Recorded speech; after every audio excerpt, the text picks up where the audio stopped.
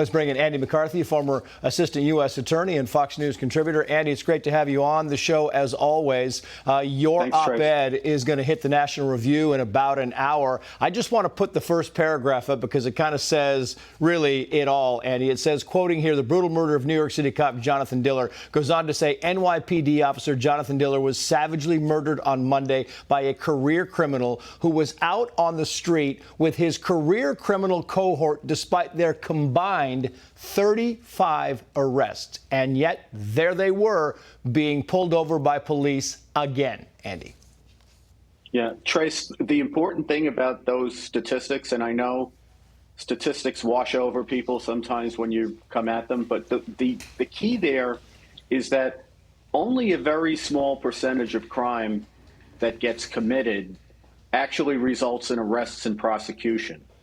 And even when you're dealing with career criminals who have lengthy rap sheets, these two characters, multiple arrests, one of them had 21 arrests, the other one 14, convictions, times in prison. That's only a small percentage, you can be sure, of the crime waves that they've been involved in and responsible for. A very large percentage of crime, especially urban crime, is committed by a very small percentage of recidivist offenders. And those people have to be behind bars. There's no other way to keep a city safe or a country safe, as we're seeing. Yeah, I mean, you spent the early part of your career putting the bad people behind bars, including the terrorists, Andy, and I'm wondering, from your vantage point now, what's the remedy? What's the fix for what we're seeing happening on the streets? And I point out, again, an 11-year-old Chicago boy was killed by a man who was serving a 16-year prison sentence, and they let him out. And then he went to his ex-girlfriend's, the mom's house, who was pregnant, the 11-year-old trying to protect his pregnant mom, and is killed by this career criminal who should have been still in prison. Yeah, the tragedy of this, Trace, is when I was a young prosecutor, we were still having a crime wave in New York, and we were having a lot of crime in cities throughout the country. And then we had a revolution in how you do law enforcement. And from the early 1990s until about, I want to say probably about 2015 or so, you had record drops in crime. We had an amazingly flourishing society precisely because we had driven down crime to levels that people would have said were impossible in the 1990s.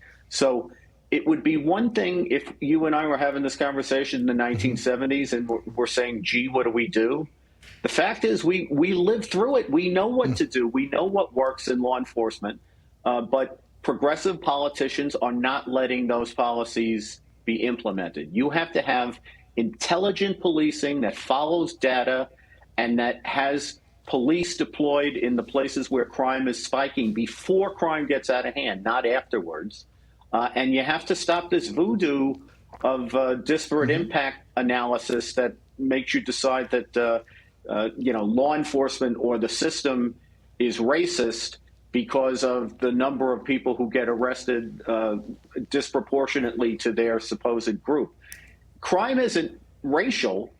Crime is recidivist, and it's in small pockets of areas. Those people, regardless of their race or ethnicity, have to be detained, and they have to be detained for a long time. If you don't, they end up being responsible for many more crimes than they'll ever be arrested for. Yeah, I mean, very quickly, Andy, lastly, I just think as you survey the landscape, do you think that the country is tired of this? Do you see change coming? Because I see some of these far left prosecutors being put back in office again and again. Yeah, and they get reelected, by their own communities. I wish I could say I see a renaissance on the horizon, but the fact of the matter is, Trace, this got much worse in the 70s than it is now, and I fear that it could get much worse before it gets better. Yeah, that's sad. Andy McCarthy, great to have you on as always. Thank you, sir. I'm Steve Doocy. I'm Brian Kilmeade. And I'm Ainsley Earhart. And click here to subscribe to the Fox News YouTube page to catch our hottest interviews and most compelling analysis.